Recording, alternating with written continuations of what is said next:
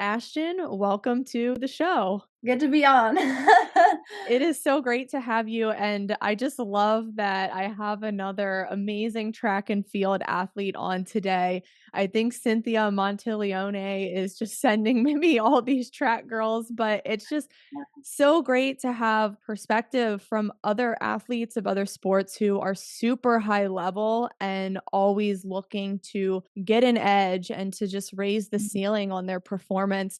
So you have just a very interesting journey, and I just want you to start with how you began track and field and then how it progressed into something more serious and then to the professional level. So you can just walk us Yeah. through that. My parents were track athletes in college. My dad was my coach growing up. He's very, very good. And I think at the age of 5, as soon as I could run, he like threw me in summer track. So that's what I was doing for as literally as long as I can remember. And my mom was a heptathlete in college. She had the A&M record for a very long time in the heptathlon. And my dad won a national championship on the 4x4 at A&M. So they're both very good, successful athletes. And I kind of knew I wasn't great at one thing. I was really good at all of them, like my mom was. So I just assumed the role of being a heptathlete in middle school and high school. First, you start out by doing the triathlon, which is like 3 of the events, and then you graduate to 5 of the events, and then you get all the way to the 7 in high school, which was a lot of fun adding more and more events since I was already doing most of them. And yeah, high school was, I mean, up and downs, you hit milestones like puberty, or you're like, what's going on with your body? And that's when I learned a lot about, or just started realizing my body was changing so much to where it was affecting sports. And I had to take a bigger role in taking care of myself. And thankfully, I was getting to realize that and take better care of myself. And because I had gained some weight. So I was just trying to stay as fit as I can. I won some state championships in the 100 hurdles and in the 300 hurdles. And I think our 4x4 team in high school had gotten like 4th. I was really sad about that. We missed the podium by 1 spot. But then I had summer track to look forward to my senior year, where I had won Junior Olympics in the heptathlon both my junior and senior year. And colleges looked at me mainly because I was so good at the javelin that's where I got most of my points and where I would win the meet. And yeah, so I got offers right out of my junior summer when I won my first Junior Olympics, and I was set to go to A&M like my parents did. So I did my freshman year, but I was still struggling with the weight issue. I was eating a lot of carbohydrates, just because that's what we were taught. But I was always aware of food. I loved food. I took nutrition classes the first semester in college. I was so intrigued by it just because I have a sweet tooth, and I just had gained so much weight my freshman 15, as they say. And I wasn't happy where I was, so I transferred to Texas, where my boyfriend was at, where a lot of Olympians in my specific event was at. And I next year broke the school record in the heptathlon. I continued to break records as the years went on. And my senior year, I won national championship. I was 2-time All-American, was the regional field athlete of the year, was the Big 12 athlete of the year. It was just a whole compilation of like all the hard work that had paid off over the years. Because there's injury, there's stuff you fight through, and I was just so shocked by how much of a turn it took my senior year, because I just worked so hard at trying to better myself, improve my health, improve my eating habits, my training, everything that led to that year.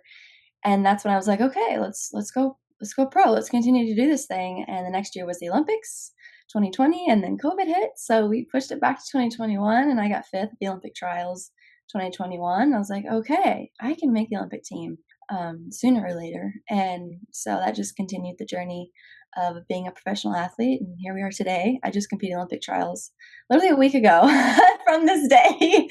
And it didn't go as planned because of some injuries popped up 2 years ago that just lagged on. But definitely getting the help I need now with the right people, which matters. And just, yeah, keep getting better and shooting for the next one. So. Wow, that is quite a journey. And oh my gosh, we have so much to talk about, especially with the carbs thing, but we'll get into that shortly. So, Yeah. yeah, just with your childhood, usually when I talk to professional athletes at this level on my podcast, it seems like all of them just developed this innate passion as kids and they just knew at a young age that okay, like that's what I wanna do, or I'm really good at this thing and I have that natural talent. Were you, like, feeling a lot of pressure at a young age, or was it just you kinda took the reins and getting that passion to build naturally? Yeah, mainly just had the drive for it myself, which my dad loved. He always told me, "You're probably not gonna be the fastest, you're not gonna be the strongest, but you can outwork them, and that'll make you, the best athlete you can be." And so that's what I always kind of lived my career through, is just outworking people because 'cause I'm not the fastest, I'm not the strongest, I'm not the tallest, that would help in my sport. But, yeah, I just always worked so dang hard, and I was just so competitive, and when the gold medals started accumulating, I was like, "Okay, I see, it's paying off," and I'm so proud of that, but, I'm mostly proud of the years when, injury kind of hit, and I still fought through, and even though I didn't get a gold medal or I didn't place, top 3 at the trials, the comeback was pretty. I'm more proud of that too, sticking through it. That's where diet played a big role because I couldn't, train normally, so I really wanted to stay fit. It's always interesting with athletes who have parents who also reached a really high level. It can Yeah. go like one of 2 ways. Like either the parents are very like overbearing and try to live vicariously through their kid, or it's the total opposite where the parents just kind of let the kid develop that passion. So it sounds like your parents were that for you and they were just like, "Look, like she has a natural talent, but it's really if she wants to do this and take it all away, that's on her." So that's really Yes. awesome. Yeah, no, thank you. I do appreciate that they gave me kind of leniency on that because there were years when they pushed when I just didn't feel like it, so they just let me stop, and then years where I'm like, "Let's do this thing," and they, took me to all the meets, it was just really they're real always so been so supportive. Now, growing up, did you do, like, any other activities or, like, cross training to help with track and field and those, like, more specific skills? But I loved volleyball just because I was really good at setting and spiking. I was a setter and a hitter, and I love the team aspect because you don't get that in track. So it was always really fun having the camaraderie of the team getting together and cheering each other on, and just working through the dynamics of losing game versus winning a game, and just progressing that way and getting better. I always really loved that, and I do miss that with track. It was always just for fun for volleyball, and a lot of the people were like, "Why don't you play college ball?" Which my sister did. Yeah, we're always, we're pretty athletic family, so we just kinda did everything, but track was our main, focus.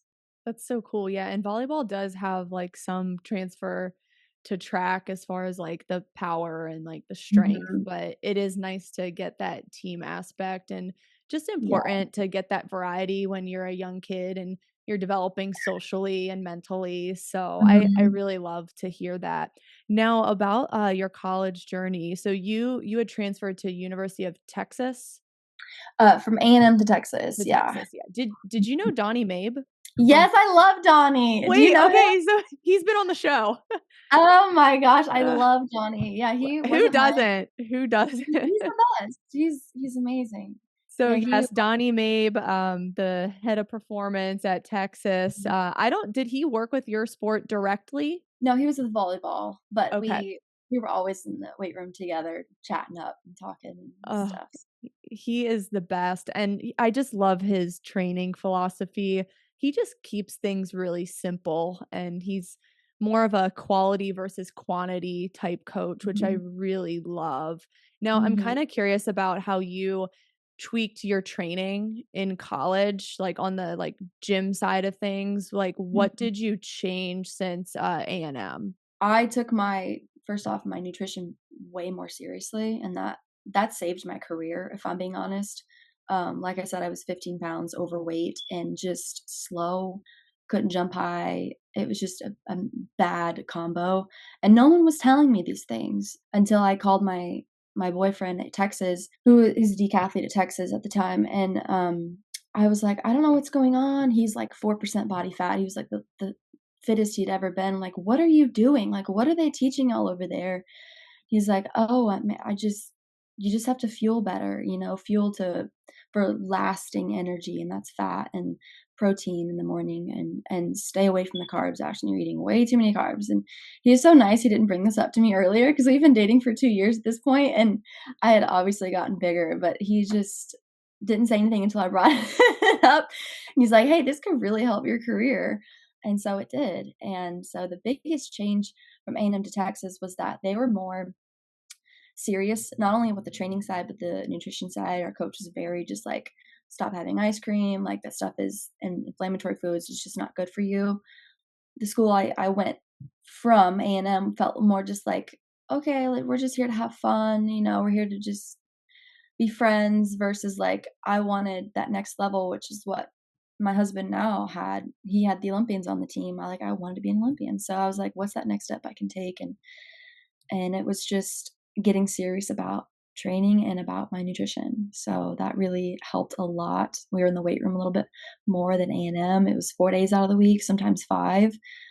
2 of those days were just like bodybuilding days, just getting the body moving, putting some weight on, sweating a little bit. But the other 3 were more power days, power cleans, squats, deadlifts, that kind of thing. So it was a big shift, and I needed that to be a better athlete because it just how that can be. Well, you're lucky. I think I gained the freshman 25. No, Oh, oh yeah. Well, no. it was the same thing, you are told that there's one way of doing it. You have to build this performance plate where it's Mhm, mainly carb focused, super mhm, low fat, leanest protein cuts. And I'm mhm. like, wait a minute, this doesn't work for everyone. I would say the Yeah, majority of female athletes, this will not work for. And it yeah, was the same thing. It's like, I am doing everything these head nutritionists are telling me, but I mhm, am gaining so much weight in college and I yes. feel fatigued and lethargic. And were there other things like where it impacted your overall health? Oh, absolutely. Yeah, no, it Okay. was, like I said earlier, like the whole period thing, I was trying to get that under wraps and just changing stuff from, being on the pill to not being on the pill to just trying to get my body figured out because I was like, "What is happening?" Like, there's some things that I'm missing, and the nutritionist is so funny, like, A&M and at UT, they all taught the same thing, was that carbs was the primary energy source for athletes. And so that's why I got so big my freshman year at A&M versus at UT. I was learning more from the athletes themselves, the professional and Olympic athletes, than I was from my teachers at the college, which is so crazy and so sad. It yeah, genuinely all the normal people, like the narcs in my classroom, I felt so bad for them, just how misled they were in the classrooms from those teachers, not knowing what it takes to not only feel good, but look good and just compete well with a completely different nutrition base and philosophy. And so one day in class, for instance, I was in a nutrition class, and it was, I think, my senior year or my junior year in college. I think I'm minoring in nutrition, and the lady, the teacher, now she is so just like headstrong about carbs are so important. People who say that don't eat carbs don't know what they're talking about. They're just like causing athletes to create this restrictive diet that later leads to malnutrition, blah blah blah.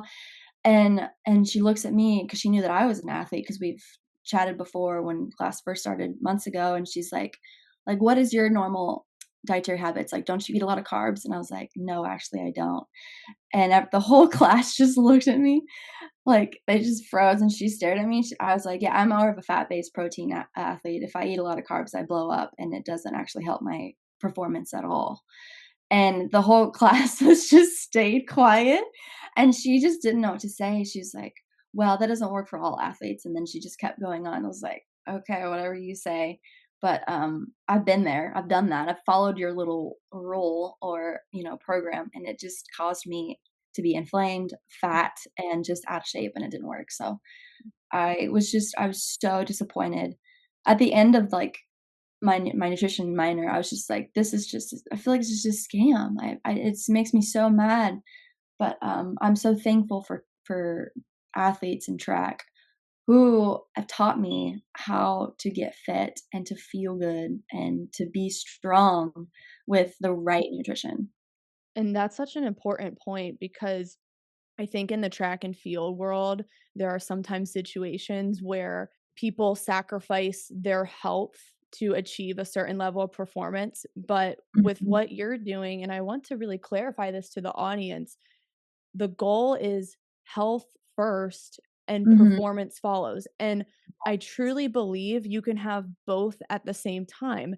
And Mhm. just coming back to what that nutrition professor said to you, it's just crazy that she says, well, that doesn't work for athletes. And I'm like, well, everyone is very different. And some athletes have insulin resistance. So if they follow the current carb recommendations, they are going to gain more weight and retain more water than they want. Or some athletes who have severe gut distress are Yeah. going to have stomach issues with that many carbs. And I just feel they're following this template and not looking at the nuance for certain athletes. Oh, absolutely, but that's what they're taught to teach too, and that's what's so frustrating that, yeah, you have to literally, as a track athlete, your body has to just be the most fit, especially with my sport, like my event. You're jumping, you're throwing, so I gotta be strong, and then you're running as fast as you can. And so I'm looking for every like degree of improvement, and especially when it comes to body fat on my body, which I'm not saying I'm trying to get down to 1% or 4% or whatever. I'm just saying like I want to be able to have the energy to sustain my 2 days, my 7 events that I have to compete in over 2 days, and while also being as fit as I can be. And so, yes, you have to be healthy. You have to be like your body's metabolism and your body's chemistry has to be together and working properly in order to really compete your best. And so, yeah, you can't do that lethargic and tired and brain fogged whenever, you're just not feeling your best. And I always felt my best when like now, I eat my fat and protein in the morning and I backload my carbs tonight. So rice, potatoes, that kind of thing, because that has always was what works for me. And I even did a dietary test, like a blood test, and I learned like 2 months ago that I was allergic to whole wheat. I had no idea. I thought I was just like, okay, stay away from gluten because I noticed I would blow up because I noticed the tiniest amounts of changes in my body as an athlete. Um, and I was like, okay, I'm just a gluten intolerant, but no, it's like a wheat intolerance. And so like highly allergic. And I even noticed it after the trials this past week when I was just like, okay, I need a break mentally, physically. I just came off 2 extreme months of training, and I want a piece of pizza, like I want some ice cream, and then I notice it now trying to train and my body's so inflamed and it's so swollen. I'm like, this is why I don't eat like this. But, it makes a huge difference. Yeah, it's crazy the reactions you notice when you get rid of something for a while and then you introduce it back in and then all hell breaks loose. And it's like, Yeah, okay, yeah, maybe I shouldn't be consuming that chronically. So it's so yeah. crazy, but Mhm. I do want to come back to the weight loss thing Yeah. because I think in the female athlete world, we do have to be careful with the language we use with girls on both ends. So whether it's weight Mhm, loss or weight gain, and mhm. there's a lot of professionals on the internet who say that body composition doesn't matter for female athletes. And I'm like, wait a minute, that's a lie. And I think they're just trying to not offend female athletes and, Yeah. cause like Mhm. disordered eating or a bad relationship with food, but we have to have honest conversation with girls, especially speed and power based sports. Like body Yeah, composition does matter, and like you absolutely. said, the adding on more muscle and getting down to a fat percentage that is healthy and not too low. There's this Mhm. happy medium, and I don't know what these people are getting at when they say body comp doesn't matter at all. I mean, it's like, do they understand basic physics? And you Or can't sports, you like, can't be like a 5'7", 300-pound woman if you're running track. I'm sorry, or like, trying to high jump. Yeah, no, yeah, but it's like absolutely. people don't wanna offend people, and I'm like, we have to be really honest with female athletes about how sports work. Yeah, no, I agree, and I wish I'm so thankful my coach was such a hard ass whenever I first joined the team at Texas. Sorry, I shouldn't cuss, but I'm so thankful for that because it really just was I was already really hard on myself, and he really just was like, "This is what you do to get better," along with the other professional athletes, like, "This is what you would do to get better." And it was really encouraging because 'cause I'm like, "Thank you for some guidance and some actual, like, honesty." Like, "Okay, if I need to lose 5 pounds, tell me." I needed that reassurance, and, whenever I did successfully lose the proper weight, it was like, "Oh, I see what you're saying." Like, I feel so much better. Not that I'm, like, 2% body fat, and I don't wanna be. The coach is that's not good for you, you know? There is limits, like you said, there is a fine line of what's healthy and what's good for you versus what's not, and it goes both ways of the spectrum, so trying to meet in the middle is really hard to figure out at first, but once you do, it's life is so much better. Mhm. That's really great you had a coach who was honest with you. And I think, again, that lack of honesty is just people not trying to offend girls, but he kind of came at it in a way that was like, look, we are going to get you to a healthy body composition and weight for you, for your Yeah. height and the demands of your sport. And Mhm. you're going to improve your performance, but you're also going to, at the same time, still have your health. And I Yeah. think when we sacrifice our health for performance, that's when we need to check in with ourselves and be like, "Okay, we should not be doing this." But, Right. what improved in terms of your health? So you started to add in higher protein, so you prioritize protein and fats. You sprinkle in your carbs strategically, which I think is Mhm. fantastic. What really improved in your health?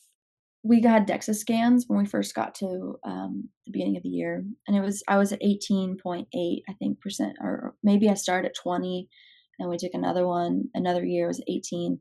I think I worked all the way down to 12, in I think 6 months or something when I started eating right. And So you how said tall are you?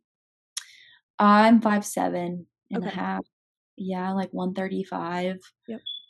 Competition, I guess that's my normal weight, but, That's a lot of muscle. That's yeah, that's a lot of muscle. So, yeah, so that puts things in perspective. yeah, and you want density, right, Yeah, over, like, volume, so it is a strategic way to do it, but, you said the question was the biggest difference. in What was the question? health improvements. In health improvement? Yeah, so my main thing was the morning. You start the day off, it is like you're literally telling your body what to use as energy and fuel, is what my husband and athletes have told me. He's like, so in the morning, you want to eat fat to tell your body to burn fat, and protein, lots of protein to supply your muscles with the energy amino acids it needs to rebuild what you're going to break down. I started doing that every morning so consistently. And at lunch, it was like salads. I have carbs like that, like vegetables. If I was having a really hard run that day, I would throw in like a piece of toast or some kind of simple carb. Not I wouldn't drink a Powerade or anything crazy because I those were like off limits. I was like, I'm not doing chocolate milks. I'm not doing Powerades. I'm not doing sugar, candy, any of that stuff. And yeah, and that kind of led to the just fat burning, fueling all day, feeling full, but also energetic all day. And to the end where dinner, I was ready for carbs because I had just burned the crap ton out of all of my energy supplies and fat stores. So that's when my husband taught me, or boyfriend at the time, was like, having carbs, even post your dinner meal, you'll notice like your body heats up. It goes into this like burning mode. And whenever I first experienced that, I was like, this is crazy. Why am I burning up right now? This really feels like a hot flash. But it was really interesting to see like if you try these stick with a method and see how literally how your body can change so drastically just by sticking to this certain program, because I was very committed on, wanting to be my best, that you can really see the difference right away and just feel so much better. So the carbs at night is what kinda gives you energy and stuff for the whole next day, but the fat in the morning is important, is what keeps the energy throughout the day. And so it was just a very interesting method because I was like, "Well, don't want carbs at night, it's gonna make you fat." But no, it kind of boosts your metabolism. It just, like, puts a rocket fuel into your metabolism, so you burn it off really quick kind of, and get the energy supplied for the next day. So it was a really interesting and strategic, method that I learned from Trey Hardy. He's an Olympian, silver medalist at the Olympics, and Wolf, who learned that from him, and so on and so forth. So it was just, really cool that these Olympians were teaching me this, and I was like, "Yeah, I'm gonna do it," and it worked, and it was amazing, and um I'm not that strict all the time, but Yeah. I very careful about what I put in my body, just because I know of the long-term effects and not only the short-term effects. So, yeah, just being really careful and mindful of everything that goes in my body is really important to me. I love that. And I don't think the term like restriction is accurate for this because I think Yeah. what people get wrong when athletes do a protein and fat forward and like moderate to low carb diet, people are like, well, that's restrictive. No, it's restrictive if you are restricting overall calories, if Mhm. you are Yeah. starving. But Yeah. just because you're having protein and fat, it doesn't mean your calories are down. If anything, your calories like have to go way up. So did you find that you were actually eating more doing this? Yeah, I was. Yeah, during the day, it wasn't as much as it was during the night. I tend to eat a little bit more at night, on that hard program. Even now, I try to balance my meals better now. In college, it was a little bit kind of like, "Oh, I'm about to go on a run." I get really nervous kinda thing, so I wouldn't eat as much. But it was definitely more balanced meals now throughout the day, which has really helped, like, my workouts, and, like, the fat and protein, it's so dense in, like, energy and fuel that the carbs, they burn off so quickly. It's like I hate having cereal or oatmeal in the morning because 'cause I'm hungry 2 hours later. It's like, this isn't sustainable. Like, I have to keep eating, and you're eating more calories, honestly, if you just keep up that, and then it just gets stored as adipose tissue in your body. It's like, who wants that? So, I really prefer the method of, eat fat to burn fat and supply your body with a lot of protein because in the long run, like, that's what's gonna keep you, living longer and healthier and less fragile, so So you found that you've put on a lot more muscle mass, so you've noticed yes. body changes. And again, for everyone listening to put it into perspective, Ashton's 5'7", 135 pounds. That is a very robust, athletic body. That is a lot of muscle. I'm also the same height as well, a little bit less than you. I'm just not competing as much as I used to. The muscle changes are crazy. And with all that protein, it's like you don't have to kill yourself in the gym as much Yeah. as you used to. Like Mhm. I mean, I follow you on Instagram. Like you are very strong and lean and it's almost like effortless sometimes adding in that extra protein and then your recovery is a lot quicker and you're not sore Oh, as much. oh, Have you noticed that? so much better. Oh, yeah, Yeah. absolutely.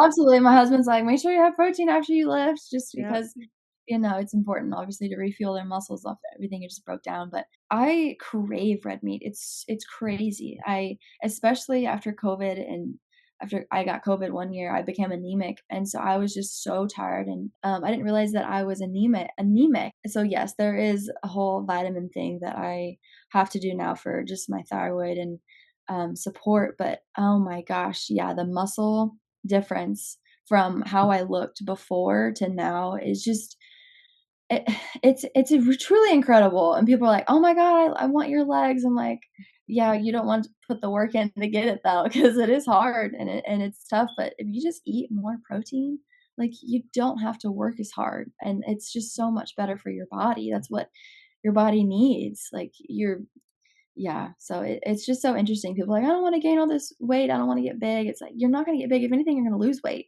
because 'cause you're feeding it, like, stuff that your metabolism uses, and it boosts your metabolism, and so it's really interesting, these, myths out there that people believe just because doctors say it, and, it's just kinda sad. So I am trying to change the narrative a little bit. I do get some fight back on my Instagram, like, "You shouldn't be telling girls this," but I'm like, "This is just a cheat code for to lose weight." Like, it helped me a lot, so I know there's some girls I get a lot of questions asked, like, "How do I lose this much?" Or "What do I need to do to get stronger?" I'll give them advice. That's what they're looking for. That's what I needed when I was young athlete.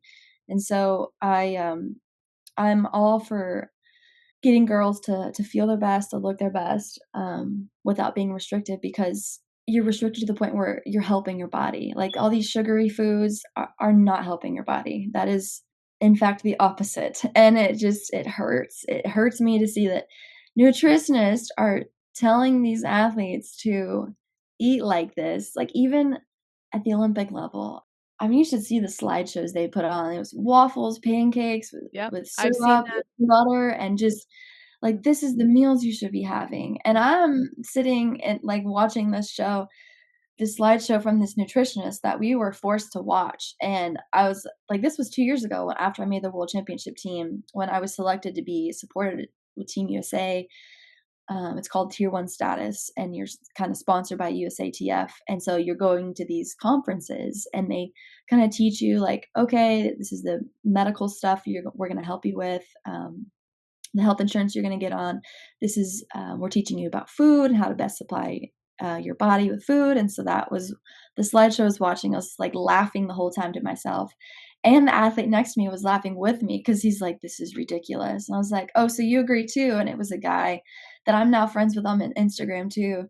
He was like, "Yeah, this is ridiculous." I'm like, "Yeah, this is ridiculous. This is crazy. We're supposed to be shoving our bodies full of this sugary crap that literally will blow you up and make you fat. Like, don't they don't want this. Like, why were you telling your athletes, like, I want you to be chunky and big? Like, no, I don't understand. It's crazy." So, It's tragic to see, and there are a lot of girls who are struggling with the excess weight gain that both performance and health are going down, and these yeah, people are still telling them, "No, you need to keep adding your carbs and sugars and Gatorades," and I'm like, "Wait a minute, like, these girls could have a certain genetic predisposition, and they could have mhm, insulin resistance, and they have to have a little bit more specific of a nutrition plan that's different than the masses. yeah, Some athletes, sure, they thrive on all the carbs, whatever. Do what works for you if you have health and performance, but if right, not, then change something. And the whole idea of restrictive again, it's like it's more restrictive if you don't have your health and you're having hormonal issues and you're not mhm, building the muscle you want to build and you yeah, have IBS or IBD and a lot of gut issues or painful mhm, periods. Like that to me is more restrictive. yeah, When you're doing a diet that is still not solving these issues and anemia as well. I mean, that is running rampant in female yeah. athletes. They are Well, because so of this deficient. push for is because this push for plant-based diet. Like, Yeah. you can't get the proper nutrients you need that your body literally craves just to supply itself with the energy and the building blocks you need to get better and to get stronger, and instead you're depriving your body, and it's just getting weaker. And yeah, I literally tried going, vegan for, like, I think Yeah. my husband and I both tried because we watched this stupid documentary on Netflix that Yeah. everyone Oh my gosh. Game changers. Everyone's Yes, game saying changer. that. Everyone's pushing. I was like, "Okay, let's try it." And Right. so we did it. We lasted 3 days. It was like my body hurt so bad, like, it literally was aching. I was like, "This is crazy." Like, I don't know how people do this or athletes do this. This cannot be healthy, and it's not. I've learned that a lot of those things they were pushing was lies, first Yeah. off, and then some of it was just obviously bought by people pushing the plant-based protein stuff, so Yeah. It's it's true. crazy. And I think some vegans can last a little longer and get away with it for maybe several months or maybe a few years because they cut, like, the processed and garbage stuff out and it's a little bit Mhm. cleaner, but I Yeah. think when push comes to shove, eventually health issues do arise for most vegans, and you see most vegans transitioning to carnivore, but you never see meat-based people transitioning to vegan. So, Yeah, yeah, you yeah, never see the other way around. It's absolutely. interesting in nutrition too, because a lot of people would be like, "Well, show me the studies on all this." And I'm like, "Okay, first of all, the nutrition studies that we currently have are not mainly randomized controlled trials, so we can't really rely on like the current methods being used, but when you have all these anecdotes of pro athletes doing a mainly like protein meat forward diet and they're Mhm. actually seeing physical changes occur. Their skin's clearing up, they're Yes, getting better poops, which you can physically see your yeah, digestion better. yeah, Their hair's yeah, growing, there's no more hair thinning, or their mhm, periods aren't as painful and heavy. Like, these are actually physical yeah, things you can see, which mhm. makes it more convincing for me. I don't need a study. I need these observable things, and it's happening to Yes, me.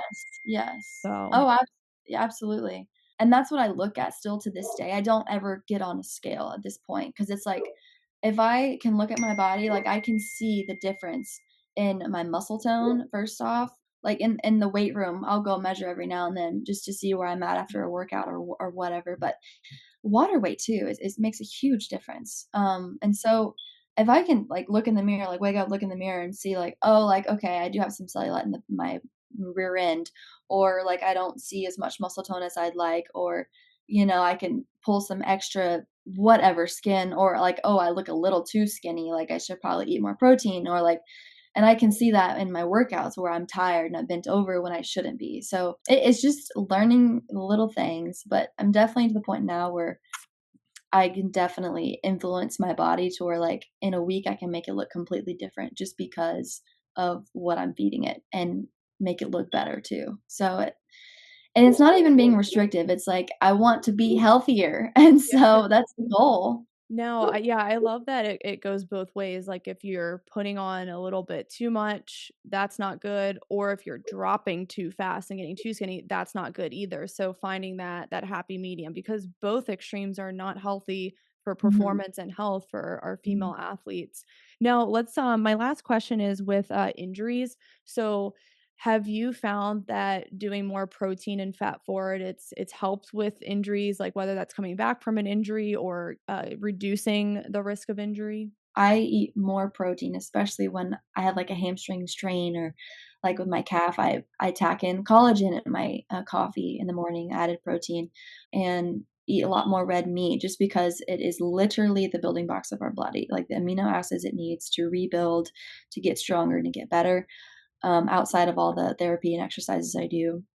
Because if you're not feeling yourself with the proper um, building blocks of what has broken down or what was injured, then you're just kind of you're delaying the process of getting healthier, getting back on the track or field like, you're making it slower, and so I'm trying to, like, get back on the track as fast as I can, so then I definitely increase in the protein, and the fat, honestly, too, is just so important for my nerve endings and stuff. It is really important to, like, be reactive and to be fast, and you want really healthy nerves in your body and stuff to so I always increase my, omega-3 intakes at night too, especially if I'm hurt because of, the inflammation that you're working through as you're dealing with injuries. And have you found that the fat just helps your brain to be more like focused and calm and collected during meets? Yeah, absolutely. I have MCT oil that I put in my my coffee, and sometimes I put butter or, like, ghee because it has a flavor that I kinda like too. But no, absolutely. It's, it is weird. It is like it's like a focused, because if you just have the caffeine, it just kinda wires you, but if you have it with the fat, then it just, like, is a focused wire, and you're, like, dialed in. I never thought about that until you just now said it. It's like, I do notice a difference. Mhm. Oh, it's such a big difference, and it's like that lasting energy, whereas caffeine, you are going to crash in a few hours, Mhm. and then you're going to need more, whereas the fat, like you said, you're lasting pretty much all day physically and mentally. Yeah, no, it's great. I definitely, have to make my own food for when I compete, and my husband, he's like the coach, he's the trainer, he's the, He's my, chef. He does it all. Yeah. In the mornings, he's always making me, like, I call them my beef waffles where it's like ground beef and eggs, and then I spread some ghee on top with some honey and maybe some fruit. Especially if I'm competing, I'll add some fruit in there. But yeah, no, he knows there's a certain way that my body functions best, and he's just there to help it. Or like I'll have like a steak. I learned that from Cynthia, Mhm. and yeah, just little things that you learn along the way that's really helped. And yeah, it's definitely helped with recovery too. So it's important. How many pounds of red meat are you eating a day? Like 1 to 2, or I'm just trying Oh to gosh. figure out, like, so everyone can kinda see, like, how many calories you're really having because it's a lot. Yeah, it's honestly, I probably should be having more protein if I'm being honest. Mhm. 'Cause I, believe it or not, have such a slow metabolism, and it's kind of frustrating 'cause my family has such a high metabolism. I'm one of the few, I think, is just a little bit laggy, and I'm not sure why, but, as far as, yeah, pounds of protein, I probably have half a pound at night, and then a quarter of a pound, this is literally meat, of for breakfast, and then obviously lunch I'll have like a chicken or something. So probably at least a pound of meat a Yep. day, and then add in collagen and the coffee and um, the little things here and there that add up. But Yeah, yeah, like the no. eggs and the fruit and all Yes, that. the eggs, yeah, Yeah. and Yeah. So, yeah, yeah, that's a lot of calories, and again, for people who say this is restrictive, it is a caloric surplus almost. It's a lot of yeah, protein. yeah. No, I definitely wanna make sure that, like, I'm hungry when I eat, because if I don't, then I'm Mm, definitely gaining the weight that I don't want. But, yeah, I've learned, like, even for me, I know this sounds crazy, but, like, even while training, if like, 2.5 meals a day is kind of like my sweet spot while training, kind of like a bigger breakfast, because 'cause I'm training usually around noon.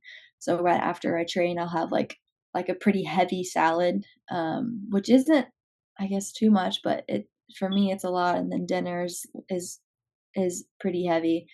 Yeah, sometimes if I don't have a run that day, or if I'm not doing a whole lot, then I limit it to 2. I'm just not hungry, so I'll just have 2 meals a day, and some people are like, "Oh, you're limiting your calories." Like, "No, I'm just not hungry. I'm just listening to my body." And yeah. I think a lot of girls are kind of just have routine of used to eating just because "Oh, it's that time to eat." And I was like that too. It's like, "Oh, it's noon. I should be eating," when my body wasn't needing it, so it kinda stores as, fat. And so I've learned that too. It's just, smaller portions sometimes helps, but also just eat when you're hungry. So That's the real intuitive eating. I I think we hear that phrase intuitive eating, like, all across the nutrition web, and it's like, yeah, in that world, it's like an excuse to just, like, eat all the junk foods, and I'm like, "No, that's not intuitive eating, it's actually paying attention to your hunger cues and eating foods that are nutritious and satisfying." So, yes, yes. And it's crazy too, if I don't have enough protein that day, my body will tell me because I am craving it at night.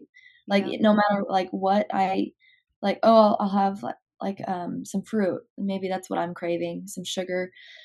But I was like, "No," like, even after the apple I just ate or the peach I just ate, I'm like, "Oh, no, I need protein." Like, it's so crazy. It's like, I didn't have enough protein today, and so I'll go grab, like, a beef jerky stick or, some chicken or something out of the the fridge. This probably sounds crazy, but I just, like you said, you just get used to learning and figuring out your body, what it needs. And, yeah, it's kind of fun to learn and to figure it out and to appeal to what your body's, likes.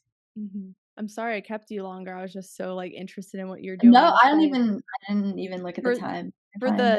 the carbs, because I just wanna be clear that Ashton's not anti-carb, she's No. strategic use of carbs like we've talked about before on podcasts with other guests, but what carbs do you really thrive on and Question. incorporate in? I think you said, like, potatoes and berries, anything else? Yes, so potatoes, I like the starchy carbs. I do eat white rice. I love that. I've learned that my body really likes that. And then, fruit, obviously, it's a carb, and vegetables. But yeah, mainly just potatoes, rice, quinoa, couscous, that kind of stuff.